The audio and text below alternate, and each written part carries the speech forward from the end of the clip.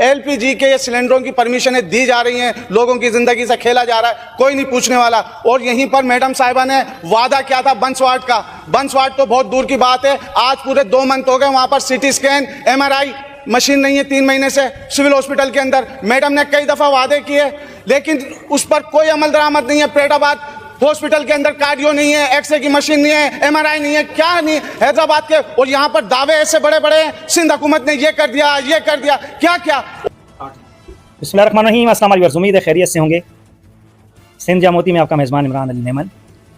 Stake holder Hyderabad के मैं समझता हूँ सबसे बड़े MQM पाकिस्तान और उनके MPA, उनके MNA। ये तो कंफर्म बात है कि हैदराबाद के जो वोट हैं वो MQM के पहले भी थे और अब भी हैं। शायद इसीलिए नासिर कुरैशी साहब जो मेरे साथ बैठे हुए हैं वो दूसरी बार इस हल्के से इलेक्ट हुए हैं, मतलब कि आवाम का काम हो रहा है। बहरहाल अपने मौजू पे आते हैं। मेरे साथ आज मौजूद हैं नासिर कुरैशी भाई, MPA हैं PS 65 के और MQM से इनका, पाकिस्तान से इनका ताल्लुक़ है। आइए इनसे कुछ खट्टी, कुछ मीठी, कुछ तेज़, कुछ हल्की बातें भी करते हैं। और पहले तो हम इनके थोड़ा जाते हैं बचपन में, बकाए आगे बात करते हैं। नासिर भाई क्या हाल है, खैरियत से ठीक है? बिस्मिल्लाहिर्रहमानिर्रहीम, बिल्कुल अल्लाह का करम है, बिल्कुल ठीक ठाक। आप सुनाएं? अल्लाह का शुक्र, ठीक ठाक। नासिर भाई बचपन किस तरह गुजरा और एजुकेशन आपकी जो स्टार्ट की मैं रिकॉर्ड कर रहा हूँ तो जी नासिर भाई बचपन कैसा गुजरा और एजुकेशन आपकी कहाँ की है? क्योंकि अक्सर हमने देखा है कि जो MPA या MNAs होते हैं उनके स्कूल तो बड़े बड़े होते हैं, सरकारी भी नहीं होते। तो आप अपने बारे में कुछ बताइए। बिस्मिल्लाहिर्रहमानिर्रहीम, देखें बचपन तो मेरा हैदराबाद में ही गुजरा है। बहुत से लोग ये कहते हैं कि कोई मेरी पैदाइश शहदादपुर की या कोई दूसरे शहर के, मेरी पैदाइश, मेरे वालिद की पैदाइश यहीं की है और नहीं यहीं हैदराबाद की है। और अपना मसान रोड की हमारे यहाँ की, और मेरे तमाम भाइयों की यहीं की हैदराबाद की पैदाइश है। और इसके अंदर कहते हैं कि हम अगर एजुकेशन की बात करें तो मैंने हैदराबाद से 5th और 6th क्लास मैंने हैदराबाद के गवर्नमेंट स्कूल, लाल स्कूल और मिर्ज़ा कलीस बैग स्कूल से वो हासिल की। फिर मेरे को मेरे तायाबू उधर टंडो आदम ले गए। टंडो आदम में मैंने 7th क्लास की और उसके बाद मैं कैडेट पुलिस सांगड़ में किया। इंटर मैंने वहाँ से किया और फिर मैंने सिटी से अपना ला किया। ठीक है, अच्छा ला की डिग्री आपके पास? मैंने ला सिटी कॉलेज से किया। और फिर उसके बाद मेरा सियासत का कोई मूड नहीं था, लेकिन मुझे बाहर जाना था। 2014 में अब्बू का इंतकाल हुआ तो फिर मजबूरन इधर ही रहना पड़ा। और फिर उसके बाद अपनी एक्टिविटीज़ में थे। नासिर बड़े हैं सबसे घर में आप या आपसे बड़े? मुझसे बड़े तो हैं। कितने भाई? माशाल्लाह से हम 7 भाई हैं। मैं समझता हूँ कि मैं ही लाडला हूँ, क्योंकि मैं अपने अब्बू के साथ भी 24 घंटे रहा करता था और मेरे अब्बू के कई दोस्त भी जानते हैं। भाइयों का भी मैं ही लाडला हूँ। ये नहीं कि मैं इस सीट पर हूँ तो लाडला हूँ, मैं बचपन से ही लाडला रहा हूँ। और मेरी हर जिद मेरे वालिद साहब, मेरे दादा दादी, मेरे दादा मेरे से और दादी मेरी हर जिद पूरी करते थे। फिर उसके बाद वालिद साहब और अब मेरे बड़े भाई और मेरे से छोटे भी मेरी जिद्दें पूरी करते हैं। उनके मसाइल देखकर सियासत में कूदना पड़ा था। देखें, ये हमारा घराना तो बेसिकली सियासी घराना है। और रही बात इसके अंदर, तो जब 2016 का एक्सीडेंट जो हुआ पानी का, तो उसके बाद से MQM के अंदर कई चीज़ें ऊपर नीचे हो रही थी। तो कई लोगों का फिर मसले मसाइल भी काफ़ी थे। मेरे इसी इलाके के अंदर कई मसले मसाइल थे, तो जिसके बिहाफ पर मुझे पार्टी के अंदर शमूलियत तो नहीं कह सकता, लेकिन बेसिकली हम MQM से ही हैं तो MQM में ही आए। फिर उसके बाद पाकिस्तान MQM से खालिद मकबूल भाई की क़यादत के अंदर हम सब ने काम स्टार्ट किया। फिर जिस तरीके से बायलक इंटरव्यू होते हैं, काबिलियत देखी जाती है, लोगों में किसका रख रखाव देखा जाता है, काम करने वाला देखा जाता है। तो फिर पार्टी पहले यूनिट, फिर सेक्टर, फिर जोन, फिर STC, फिर राब्ता कमेटी डिसाइड करती है टिकट का। तो इस तरीके से जाके टिकट मिलते हैं। मतलब एक कारकुन से शुरू हुए और स्टेप बाय स्टेप चढ़ के इस सीट तक पहुंचे, ये हम कहेंगे सही है? मैं कारकुन की हैसियत से मैंने काम किया 2017 में। उसके बाद 18 के अंदर मुझे सेक्टर मेंबर बनाया गया। फिर उसके बाद जो 18 में इलेक्शन हुए तो मैं भी उसके अंदर कैंडिडेट था, तो टिकट मिला। और मैंने यही कोशिश की कि मैं अपनी पार्टी की मयाद और उनके यकीन पर पूरा उतरूँ। तो अल्हम्दुलिल्लाह उतरा, तो पार्टी ने मुझे सेकंड टाइम दी। MPA होने से पहले जो लोग थे वो जब MPA MNA बन जाते हैं तो पहले कहाँ थे और अब कहाँ हैं? आपका अपना डेटा अगर हम पीछे का मालूम करें कि आप ख़ानदानी माशाल्लाह पैसे वाले और रिच फैमिली से थे या फिर MPA बनने के बाद ये चीज़ें? देखें, आप यकीनन हैदराबाद से ताल्लुक़ रखते हैं तो मुझे बताने की ज़रूरत नहीं है। मेरे वालिद साहब से लेके हमने जब आँख खोली तो अल्लाह का फजल करम है, सब चीज़ें हमारे पास थी और कोई उसमें नहीं। और ना मेरी फैमिली के अंदर कोई गवर्नमेंट जॉब पर अपना बिज़नेस है वो करते हैं, और इसके अलावा कुछ भी नहीं। और ये सब चीज़ें वालिद साहब के टाइम से ही हैं, उसी को संभाल रहे हैं आप। उसी को संभाल रहे हैं। अच्छा जैसे भाई एमपी की सैलरी वैसे होती कितनी है? अगर हम सारी चीजें मिला लें तो एमपी को मंथली मिलता कितना है? फंड छोड़ दे, फंड की बात सिर्फ अगर उनको सारा जाना आना खाना PDA मेडिकल मिला जुला के सब मिला के, तो पहले तक तो अभी हुआ था, ऐलान हुआ था, उसके अंदर हमारे को की थी इन्होंने 3 लाख रुपए, ठीक है। और उससे पहले हमारे को 1.5 थे। अब अगर हम सब चीज़ों का इजलास वगैरह का करते हैं तो हमें जाके 2.5-3 मिलते हैं, और ये सिर्फ 1 मंथ हमें वो सैलरी मिली है। उसके बाद से फिर ये ईरान का और इसका मसला हुआ तो वो सैलरी कट के आ रही है। अच्छा वो कट के आ रही है सैलरी, मतलब वो वफाक की तरफ से जो काटी गई थी उसी में ही कटी? वो कट के आ रही है। अच्छा नासिर भाई एमक्यूएम के इस वक्त हैदराबाद में एमपीए कितने हैं और एमएनए कितने हैं? एमक्यूएम के 2 एमएनए हैं, 3 एमपीएस हैं, वसीम भाई हैं मेरे साथ, और राशिद भाई हैं, और अलीम भाई हैं, और साबिर का टोटल 5 मेंबर आप एमक्यूएम को और हैदराबाद की आवाम को रिप्रेजेंट कर रहे हैं इस वक्त, ठीक है। कोई ऐसे प्रॉब्लम्स, कुछ ऐसे मसाइल जहन में हैं जो आपने हल कर दिए होंगे हैदराबाद के?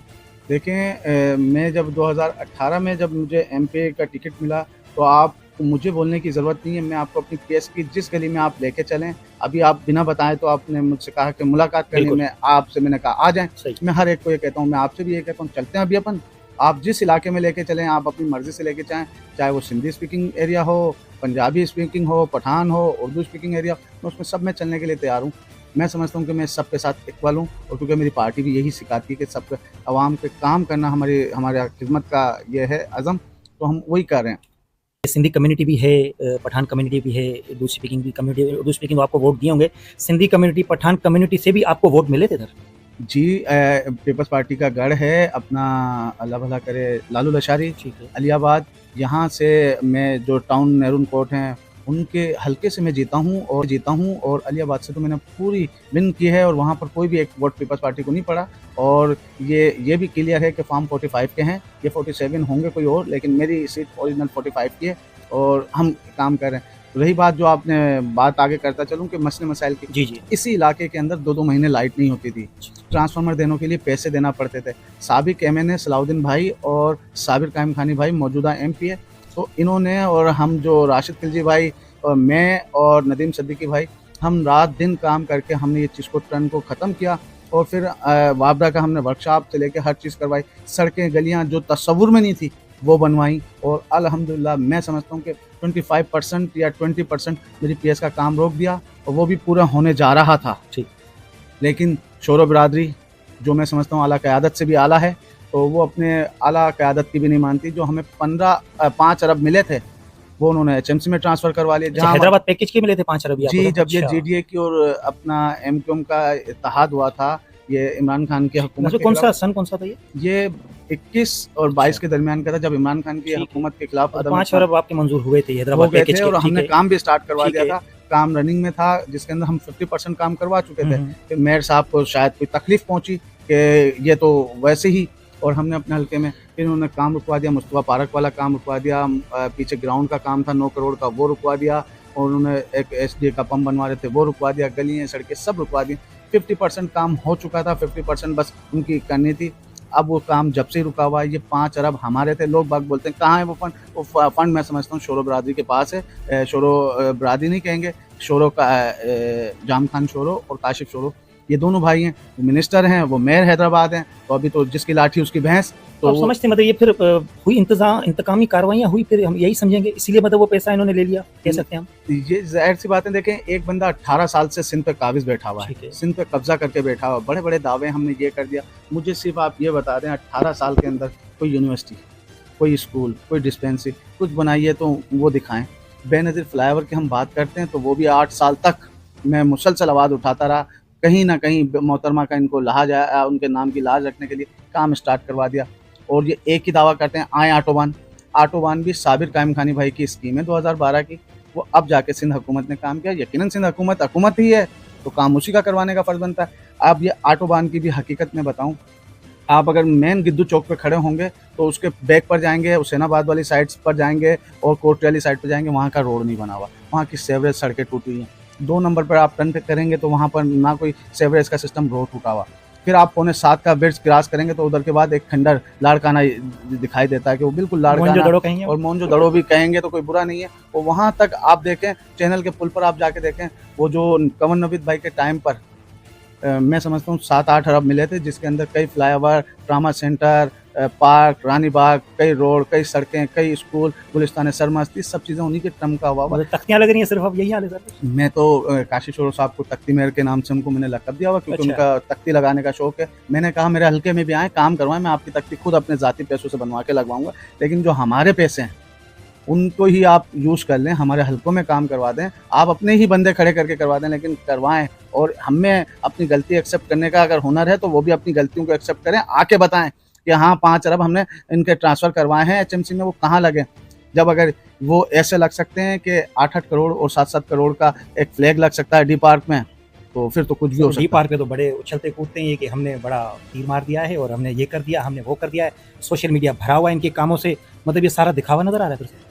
बिल्कुल, देखें आप यूँ समझ लें, कोई भी अगर एक बड़ी शख्सियत मौजूद है तो उसको टारगेट करना बड़ा आसान है, क्योंकि उसको टारगेट फिर उसको वो खुद तो जवाब नहीं देता, लेकिन अपने नीचे जो बंदे रखे हुए होते हैं उनको भरपूर, क्योंकि उनकी दाल रोटी जहाँ से चल रही है तो वो तो बोलेंगे, अगर वो नहीं बोलेंगे तो उनकी दाल रोटी बंद हो जाएगी। तो इसी तरीके से बार बार एक ही ताना मिलता है कि आप लोग भी तो 40 साल से हुकूमत में थे, 40 साल से ये था, आपके पास भी तो। भाई 40 साल का मुझे हिसाब हम देने के लिए तैयार हूँ, मैं आपके चैनल से दे भी देता हूँ। पार्टी जो हमारी 1984 से जब से वजूद में आई तो कई ऑपरेशन हुए, सानिया 30 सितंबर और ये तारीख भरी हुई है, कितने गिनाए कितने गिनाए, 26-27 जो आज है, आज उसकी बरसी भी रखी गई है, जो बेगुनाह लोगों को मारा गया, पुलिस के वर्दी पहने हुए कुछ डाकू बन के, जिस तरीके से माएँ बहनों ने सरों पे कुरान रख के अपने भाइयों के जनाजे, प्यारों के जनाजे उठाए गए, तारीख हुई भरी हुई है, शहीद हुए हमारे कारकुनान। फिर उसके बाद 92 का ऑपरेशन हो जाता है, ऑपरेशन पे ऑपरेशन से हुए, तो कोई भी हुकूमत हमें मुशर्रफ के टाइम से पहले कोई भी हुकूमत हमें नहीं मिली। मुशर्रफ के टाइम के अंदर भी मोहतरमा का जो सानिया हुआ, उसके बाद हम लोग साथ चलें, इत्तेहाद हुआ, तो हमने इन्हें भी तो यही आके नारे लगाते थे ना, और इन्हीं ने वो नारे लगाए थे, तो इनका साथ दिया। उनका साथ देने का ये हुआ कि काफ़ी साथ देने के बाद हमने 5 साल का जो टाइम मिला हमें, उस 5 साल के टाइम में हमने यहाँ पर एक्सपो सेंटर से लेके हर वो तरक्याती काम कंवर नवीद जमील भाई के टाइम का, जो 5 साल के हमें मुसलसल हुकूमत में रहे, ये काम जब का। उसके बाद से ये 18 साल से मुझे गिनवा दें, ये 40 साल का हिसाब मानते हैं तो 40 साल का नहीं, 40 साल से ये 18 साल से ये 4 वज़ीर आला, 2 दफ़ा सदर, वज़ीर आज़म इन्हीं के हैं ना, क्यों नहीं करते ये, करें काम। नाज़िर भाई साथ तो आप लोगों का भी है ना इनके साथ, देखिए वफाक के साथ आप बैठे हुए हैं, सिंध हुकूमत में भी अगर कुछ इश्यूज आते हैं तो उस पर भी आप स्टैंड उठता है, ऐसी बात नहीं है, लेकिन ऐसा लगता है कि दिखावे का स्टैंड उठ रहा है ना, तो मैं समझता हूँ कि जिम्मेदारी तो आप पर भी बनती है पार्टी में, ये तो मानना पड़ेगा सर। देखें, हम साथ जो दे रहे हैं ना, हम पाकिस्तान और सूबे के लिए जो हमसे अच्छा हक मांगेंगे हम उसका साथ देंगे, लेकिन अगर साथ की बात करें तो आसिफ अली जरदारी साहब जो मौजूदा सदर हैं, सदर पाकिस्तान हैं और पीपल्स पार्टी के को चेयरमैन भी हैं, तो बात यह है कि उन्होंने जो 17 नुकात पर एजेंडे पे GDA की हुकूमत में क्या उन्होंने वो पूरा किया? हम साथ दिया, हमने हर बार उनको यकीन दिलाया कि हम मुल्क और सूबे की बेहतरी के लिए आपके साथ हैं, लेकिन ये खुद अपने इलाकों से, अपने शहर से, अपने सिंध से खुद वो नहीं है सिंसियर कि उसका हक दें। हमने तो पाकिस्तान में, और रही बात वफाक के अंदर, तो वफाक की भी बात है कि हमारे जो चेयरमैन हैं खालिद मकबूल भाई, तो वो मिनिस्टर हैं, तो उन्होंने देखें कई स्कूल्स फ्री किए हैं, कई यूनिवर्सिटी, और वही उन्हीं की बदौलत इन लोगों ने तो कहा था कि हमारी लाश पे यूनिवर्सिटी बनेगी, हमारे पास मिनिस्ट्री हुई तो हमने ये यूनिवर्सिटी बनवाई ना, जो कोसार यूनिवर्सिटी चल रही।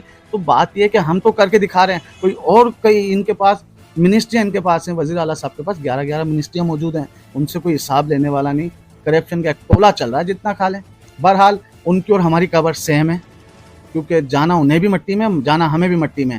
अगर हम गलत करेंगे तो हमें भी जवाब देना है, लेकिन वक्त हुकूमत उनकी है तो उनको ज़्यादा जवाब देना है। हम जब हुकूमत में आएंगे तो हमें भी ये जवाब, हमें भी ये कड़वे घूंट, सच्चे झूठे सब सहना पड़ेंगे, लेकिन जो हकीकत होगी वो मानेंगे। नासिर भाई लगता है, नासिर भाई लगता है आपको कि वज़ीर आला के मनसब पे MQM आएगी और बड़े धमाके से आएगी?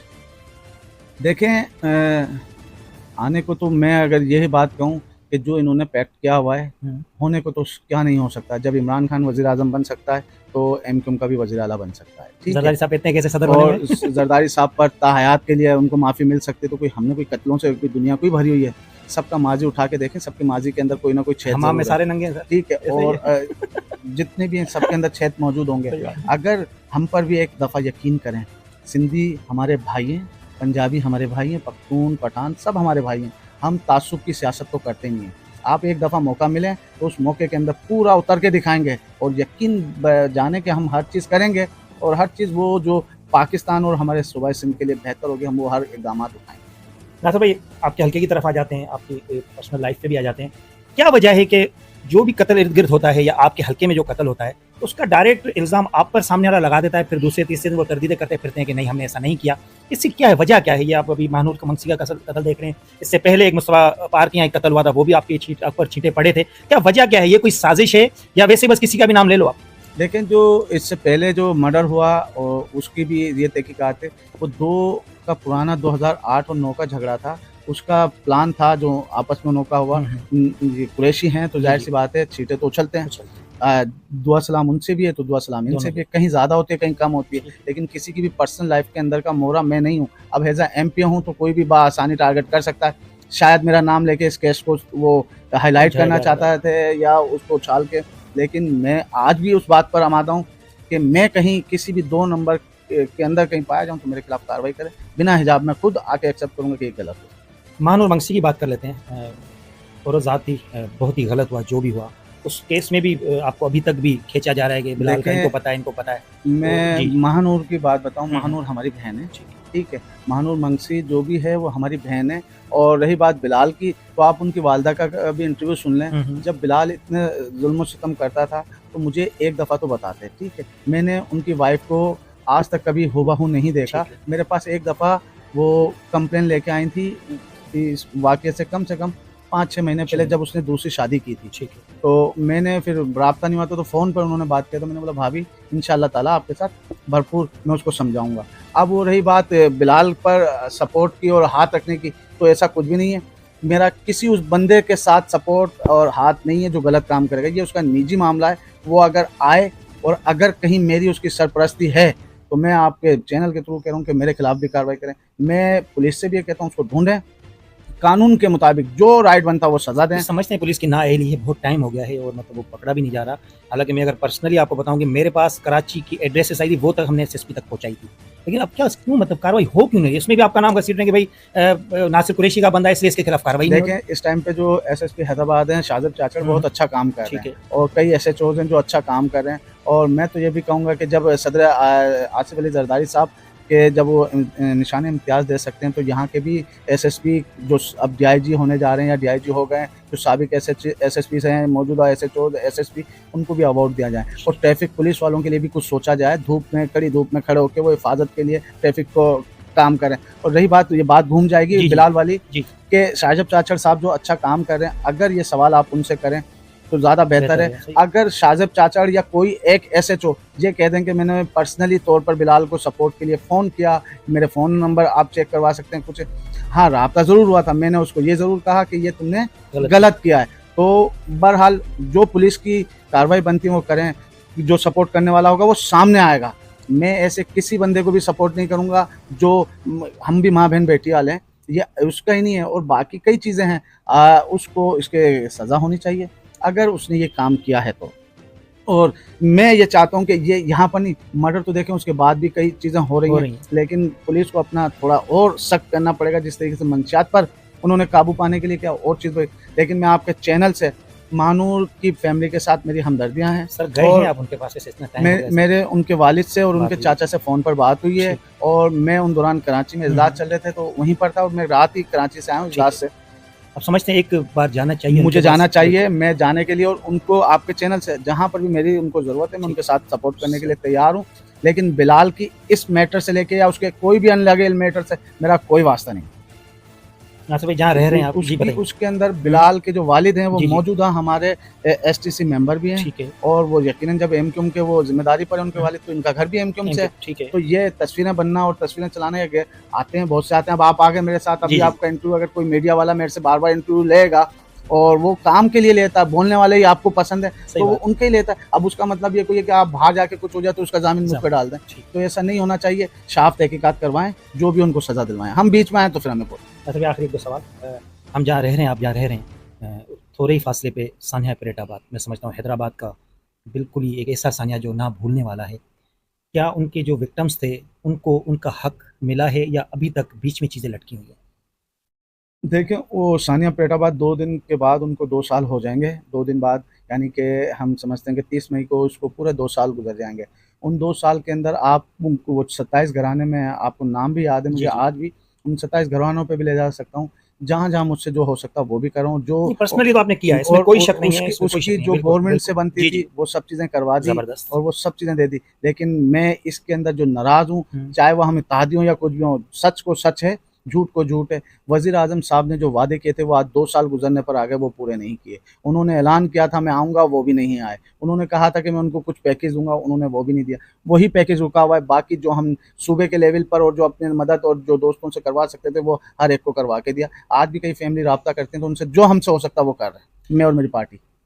अच्छा, में मैसेज कोई हमारे आपकी तरफ से नौजवानों के लिए, क्योंकि मंशियात बकौल आपके के अब काफ़ी हैदराबाद सारा में हर पैसा जगह कंट्रोल, और इसके अलावा इसका जवाब दें तो फिर एक और सवाल आपसे हम करते हैं इसके बाद। मैसेज देखिए, नौजवानों को। मैसेज मैं अपने नौजवानों को ये देना चाहता हूँ कि जो मंशियात है, इससे हमें सबको गुरेज़ करना चाहिए और जो आइस इस टाइम पे हमारी नस्लों को तबाह कर रही है और हमारी नस्लें तबाह होंगी तो हमारा कोई फ़ायदा नहीं है। बंदा या घर या बाप या भाई या कोई भी, वो घर के उन नस्लों के लिए कमा के देना चाहता है कि आगे कोई जाके कोई ऑफ़िसर बने, कोई लेक्चरार बने, कोई डीसी, कोई एससी, कोई एसएसपी, इस लेवल पर जाके उनकी ख्वाहिशात होती हैं घर वालों की। आइस से बचें और ये जो भी आइस का या मंशियात का काम कर रहा है, इलाके का कोई भी नौजवान या कोई भी जानता है, वो निशानदेही करे, पुलिस को खामोशी से बताए और इंशाअल्लाह ताला हम अपने हैदराबाद को पाक करेंगे हर उस चीज़ से जो हमारे सूबे और हैदराबाद के लिए नासूर बनी हुई है। हम और आप मिलके, इसमें पार्टी नहीं देखनी है, इसमें रंग और नस्ल नहीं देखना, मिलकर हमारा शहर है हैदराबाद,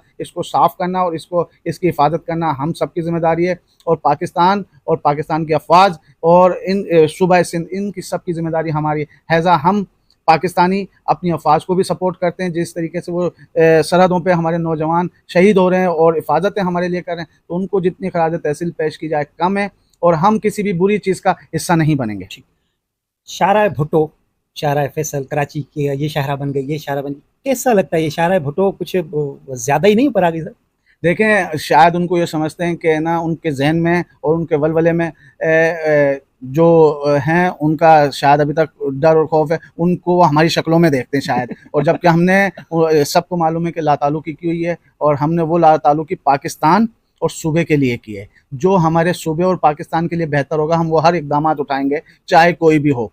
तो शाहराह भुट्टो की बात कर लें, तो शाहराह भुट्टो के नाम से बनाया है। शाहनवाज़ भुट्टो, ज़ुल्फ़िकार अली भुट्टो, बेनज़ीर भुट्टो, इसके नाम से नहीं बना है। अगर इसकी मिसाल आप ऐसे ले लें कि नवाब शाह का जो नाम था पहले, अब वो शहीद बेनज़ीर भुट्टो है। तो अगर इसी तरीके से शाहराह भुट्टो को कोई नाम देते, तो ये भुट्टो जो ख़ानदान या ज़ात का जो नाम होता है, उस नाम से बना है, अच्छी बात है। कई चीज़ें कराची के अंदर भी बनी हुई हैं और अगर शाहराह फैसल और कई चीज़ें, बाग जिना, बाग कायद, कई चीज़ें बनी हुई हैं। अब वो आप कैसे भी सोच सकते हैं, जिना हॉस्पिटल है, तो और अब ये बात करते हैं कि क्या किया, ये सेक्टर, ये फैक्टर, तो भाई ये आपको बता दें, आपके जियाले भी और वो भी एमक्यूएम के ही दौर में ट्रामा सेंटर कराची बेनज़ीर के नाम से बनाया है।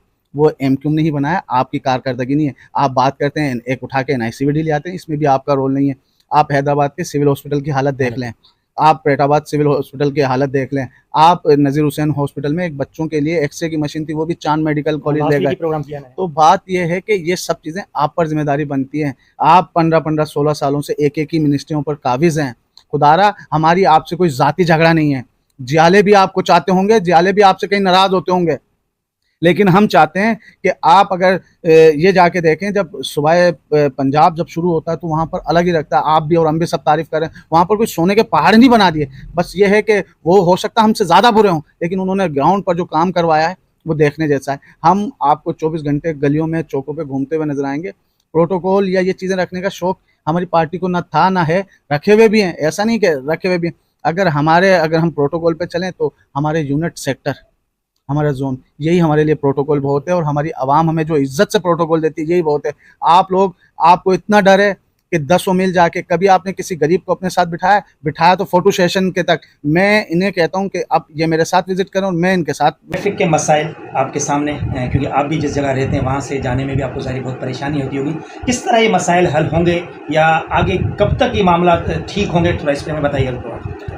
देखें, एक चीज़ तो मैं ये बताता चलूँ, ट्रैफिक जिस तरीके से हैदराबाद के अंदर बढ़ रही है और ट्रैफिक के निज़ाम और इन्फोर्समेंट के कई मामला हैं, तो उसको तो ये मेयर साहब और ट्रैफिक पुलिस को देखना है। ट्रैफिक पुलिस के पास, बेचारों के पास, जहाँ वो खड़े होते हैं छतरी नहीं है, कोई बैठने के लिए कुर्सी नहीं है, कोई पुलिस के पास इतना नहीं है कि पुलिस या ट्रैफिक पुलिस कुछ काम कर पाए। अब बेचारे सुबह निकलते हैं, शाम में ना उनको कोई सिक्योरिटी या कोई ऐसे हिफाजती कोई चीज़ें हों। कि आपने देखा है कराची में भी कई हादसा हो चुके हैं और यहाँ पर भी हो जाते हैं। कोई बड़ी गाड़ी वाला आके बदतमीज़ी कर जाता है। मैं हर सिग्नल पर रुकता हूँ, उन लोग अगर खड़े होते हैं, कुछ जानने वाले होते हैं, कुछ वो होते हैं, उनसे सलाम दुआ करके ज़रूर गुजरता हूँ। और रही बात ये कि ट्रैफिक का और इसका मसला, ये जिम्मेदारी बनती है DC हैदराबाद की और ये जिम्मेदारी बनती है मेयर हैदराबाद की। यहाँ बात कर लूँगा, DC हैदराबाद की जिम्मेदारी या मेयर को अगर हम लाते हैं, आपको पता होगा कि हैदराबाद में पानी की किल्लत कितने टाइम से है।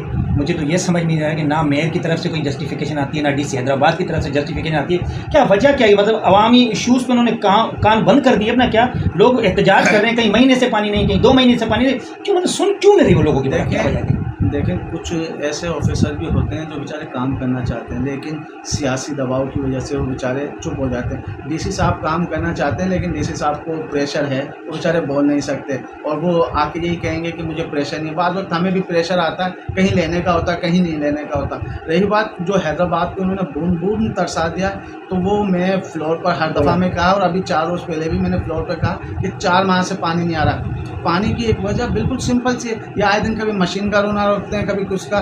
तो मेयर साहब और DC साहब और कमिश्नर हैदराबाद बैठे हैं, सर जोड़ लें, वहाँ के स्टेक होल्डरों को भी बुलाएं और बुलवा के कहें कि एक्सप्लोर फीडर कर दें जहाँ से पानी की सप्लाई होती है, जहाँ से पानी की सप्लाई होती है। और इसके बाद आपको एक और बात मैं बताऊँ, गवर्नर नवीद जमील भाई के टाइम पर ये सब चीज़ें, इतने हैवी जनरेटर रखे हुए थे वहाँ पर। अब तो कभी ये लोड शेडिंग का बहाना लगाते हैं, क्यों नहीं है एक्स्ट्रा मशीनरी मंगवा के रखते हैं, कभी एक जल गई तो दूसरी लगा दें।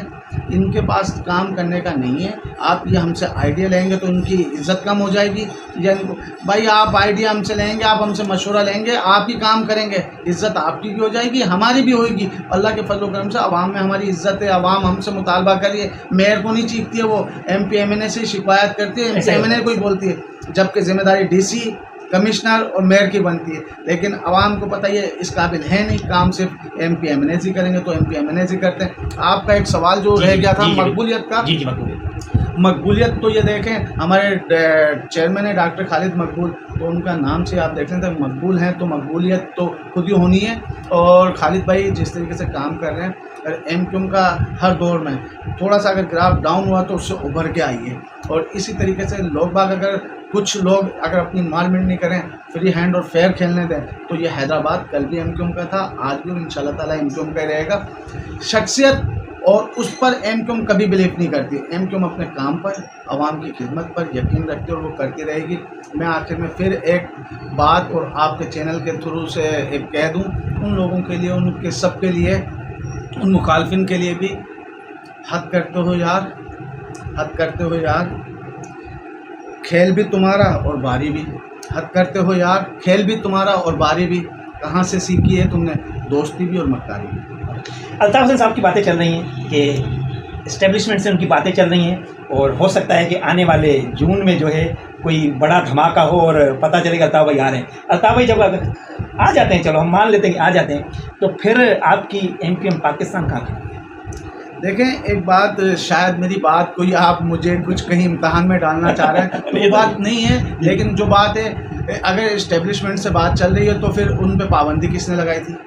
अगर पाबंदी जिन्होंने लगाई थी और जिस महजू पे लगाई थी, और अगर वो खोलेंगे तो जाहिर सी बात है MQM पाकिस्तान के लिए भी कुछ उन्होंने सोचा होगा। तो जो सोचेंगे, जो मैंने कहा ना, पाकिस्तान और सूबे के लिए बेहतर होगा, हम उस हर बंदे के साथ खड़े हैं। बहुत शुक्रिया नासिर भाई, आपने संजय मोदी को टाइम दिया। उम्मीद करता हूँ मैम एक सवाल और ले लें, 2 3 स्टार्ट नाउ। नासिर भाई, एक और अवामी सवाल जहन में आया है। लाखों की रुपयों में बिल आते हैं गरीब आवाम के, जिसके घर पे बल्ब भी लगा हुआ उस पर भी डिडक्शन आ जाता है, ठीक है। आपकी अगर आपसे पूछा जाएगा ना तो कोई मशवरा ऐसा है कि मतलब बिजली के इतने बड़े बड़े बिल की जगह कोई ऐसा तरीका अपनाया जाए जिससे ये लोड शेडिंग ख़त्म भी हो और गरीब भी पिसने से बचे, क्योंकि बिजली जितनी महंगी है शायद चोरी भी इसी वजह से हो रही है। देखें, ये इसका सवाल मैं आपको बिल्कुल आसान कर दूं। आज एक गधा गाड़ी चलाने वाला सुबह जब गधा गाड़ी चलाता है, या एक मजदूर या एक तपेदार या एक पटे वाला या जो भी छोटा मोटा काम करते हैं, आपको लगता है कि वो सुबह जाएगा 1000 रुपये कमा के लाएगा तो वो एसी में आके सोएगा? ऐसा आपको लगता है? नहीं ना। तो आप मुझे खुद जवाब दें कि आप मुझे ये बता दें, एक बंदे के घर में मशीन नहीं, ठंडा पानी के लिए बर्फ़ बाहर से मंगवाते हैं, सुबह निकलता है, शाम में दिन भर धूप ऐसी कड़ी गर्मी में वो आके एसी में तो नहीं सोएगा, वो चोरी तो नहीं करेगा, वो अपने बच्चों को पाल ले तो बहुत है। रही बात बिल की, तो बिल जो अमीरों के चल रहे हैं वो गरीबों को भुगतना पड़ रहा है, ठीक है। अगर वो कार्रवाई करें तो एक फेयर कार्रवाई, और हेस्को सीओ को भी और उनके नीचे एसडीओ एक्शन और जितने भी उनको एडवाइस है कि आप एक सिक्योर करें कि उन घरानों को देखें जिन घरानों में मेरे कई इलाके, तो मेरा ये PS65 है, इसमें टोटल 80% गरीब लोग हैं। यहाँ पर चोरी का हुनर भी तो इन लोगों ने दिया, कोई हम जाके तो आपको नहीं बोले कि चोरी कर लो ना, तो हम चोरी वालों की सपोर्ट करते हैं। हाँ, बिल जहाँ भरवाने का, अब लेकिन आप खुद भी तो देखें, घर में पंखा भी बड़ी मुश्किल से है, छतों पर बेचारे सोते हैं, और मशीन ऐसी तो बहुत दूर की बात है। आप वो बिल उनको 20-20, 25-25 हज़ार का आता, आप 2000 का बिल भरें, आपको भी फ़ायदा होगा और आवाम को भी फ़ायदा होगा। जो एसी हैं उनके घरों के विज़िट करें और उधर बनाएं कि भाई आपका ये एसी चल रहा है। अब ये एक और लोगों पे जो सितमगरी के जो एक्सपोजर फीडर किया है, जो बेचारा दिन भर में कमाता था या 5000, 6000 या 10,000 का बिल भरता था, अब तो उसके लिए भी मसला, वो 25-25, 50-50 हज़ार का बिल भरेगा। मैं इसलिए उस मीटिंगों में नहीं जा रहा हूँ क्योंकि कल बोलेंगे आप लोग ही तो थे, आप ही तो थे, आपने तो करवाया। मैं अपनी आवाम को यही कहूँगा, लोड शेडिंग करें भाई, करते रहें। आप या तो पहले निज़ाम सारा अच्छा करें, फिर उसके बाद बात करें। उन लोगों को रोज़गार दें, उन लोगों को नौकरियां दें, जिन लोगों के पास मजबूरियां हैं, जिन लोगों के पास कुछ खाने पीने के वसाइल नहीं है, तो ये चीज़ें कुछ करके आप करें तो ज़्यादा बेहतर होगा। ना तो कुछ देर पहले अपनी बात हुई थी कि वफाक की तरफ आपका मतलब पूरा मामला जाना है गैस के लिए, कि गैस का बड़ा मामला ख़राब लगे हुए हैं, शायद इसीलिए LPG भी हमें यहाँ चाहिए। क्या ये प्लान क्या है आपके जहन में कि LPG के जो बमों से हैदराबाद का या पूरे मुल्क की जान किससे छूट सकती है? देखें, अभी सीओ साहब ने 4 दिन का मेरे ख्याल ऐलान किया। कल हमारी मीटिंग हुई थी जिसके अंदर मैं, राशिद खान भाई, वसीम भाई और अलीम खानज़ादा भाई, हम लोग वहाँ मौजूद थे, सीओ की पूरी टीम मौजूद थी। हमने कहा कि आप 3 दिन की करें तो 4 दिन की लोड शेडिंग कर दें। इन 4 दिन में ना तो कहीं ट्रांसफार्मर चलेंगे, ना कहीं पर कुछ होगा, लाइट भी पूरी आएगी। 4 दिन आ सकती है तो महीनों भी आ सकती है, फिर बस रोना है ये बिल का। तो इसी तरीके से गैस भी बहुत है, पाकिस्तान के पास सब कुछ है, वो हर सहूलत उस मिनिस्टर, उस MP MNAs और उन सब लोगों के पास है जो सियासत कर रहे हैं। पिस रहे हैं हमारे वोटर, हमारे सपोर्टर, हमारे नीचे लोग पिस रहे हैं, बाकी सबको सब चल रहा है। पाकिस्तान के अंदर बेहतरी का कोई निज़ाम बनाया जाए, गैस भी है, पेट्रोल भी है, हर चीज़ है, उसको मैनेज करें, वहाँ के लोगों को समझाएं, बैठ के करें तो हर चीज़ हल हो जाएगी। मेरी बातें यकीनन किसी को बुरी लगेंगी, किसी को अच्छी लगेंगी, लेकिन जो हकीकत है वो यही है। मेरे को अभी परेशानी होंगी तो मेरे लिए 2 जनरेटर भी आ जाएंगे, हर चीज़ आ जाएंगी। एक गरीब के यहाँ पे मैयत है तो वहाँ पे जनरेटर भी बड़ी मुश्किल से आ जाएगी। ना भाई आखिरी सवाल, जरदारी साहब एक तरफ इमरान खान, किसकी तरफ जाना पसंद करेंगे या किसके साथ वक्त गुजारेंगे? मैं किसी की भी तरफ जाना पसंद नहीं करूंगा, मैं अपनी पार्टी के पास ही जाना पसंद करूंगा। जहां पर भी हूँ वहीं पर जाऊंगा, और जहां मैंने कहा, बार बार ये कह रहा हूँ, जहां सूबे और पाकिस्तान की बेहतरी होगी वहीं जाऊंगा, लेकिन जाऊंगा तो इनकम पाकिस्तान के थ्रू ही जाऊंगा, बाकी किसी और के थ्रू नहीं। सूबे का मामला चल रहा है कि सूबे बनने चाहिए पूरे पाकिस्तान में, ये भी बातें चल रही हैं। क्या समझते हैं, सूबे अगर लसानी बुनियाद पे बने तो मैं समझता हूँ बेकार है। आपका क्या मौक़िफ़ है कि सिंध में कितने सूबे बनने चाहिए? देखें, इत्तफ़ाक़ राय से, इत्तफ़ाक़ राय तो मेरी ये है कि अगर जब सूबों की बात छिड़ी है तो शायद मैं समझता हूँ कि जरदारी साहब को अंदर अपने झांक लेना चाहिए, अपने सारी टीम को सर जोड़ के बिठा लेना चाहिए कि भाई उनसे जो भी सूबों का मुतालबा करें, चाहे वो इनकम पाकिस्तान हो, नून लीग हो, जो तमाम सियासी पार्टी और जो हमारे इदारे हैं उनको बैठ के उनके साथ एक मीटिंग करें, उनसे टाइम पीरियड ले लें कि हमें आप टास्क दें, हम क्या चीज़ चाहते हैं, हम वो चीज़ आपको करके दें। नहीं करके दे सकते तो हम आपको सुबह की कोई तैयारी देते हैं, क्योंकि सबसे ज़्यादा तकलीफ पीपल्स पार्टी को, इनकी सियासत बंद हो जाएगी। आप मुझे एक बात बताएं, ये सिविल हॉस्पिटल हैदराबाद जिसके अंदर कराची को छोड़ के बाकी पूरा अंदरूनी सिंध यहाँ पर आता है, आईसीयू की क्या हालत है, बंसवाड़ की क्या हालत है, एमआरआई सिटी स्कैन की क्या हालत है, नवाबशा जैसे शहर के अंदर कुछ भी नहीं हुआ।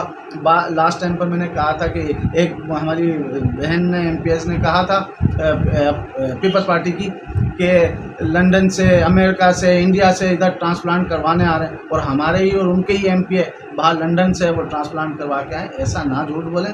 कोई चीज़ हो, आप गंबर्ड हॉस्पिटल के अंदर जाएं, देखें किसे, आप किसी सिविल हॉस्पिटल में चले जाएं, किसी को ना बैठने की जगह, ना उठने की जगह, ना पीने की जगह, जहां पानी पीने का वहां पर कीड़े चल रहे थे, उस जब आवाज़ उठाई है तो उसके बाद एक आरओ प्लांट लगाया है। बात ये कि जरदारी साहब को और सिंध हुकूमत को ये चाहिए, सूबा सिंध हमारा है, हम इसके रहने वाले हैं, हमारे सिंधी सारे भाई हैं, लेकिन हम चाहते हैं हर उस सिंधी को, हर उस बंदे को वो हक मिलना चाहिए जिसका वो हकदार है। सूबे बनाना या घर के अंदर जब दो भाई हैं, जब वो कोई एमपी बन जाता है या कोई ऑफिसर बन जाता है तो वो भी तो घर छोड़ के जाता ही है ना। तो अगर वो बन जाएगा तो हम में कोई नफरत कोई होगी। अभी आप देखें जब वज़ीर आज़म बुलाता तो चारों वज़ीर आला साथ नहीं बैठे हुए होते, नहीं बैठे, नहीं वफाक से फंड लें, नहीं मामला करें।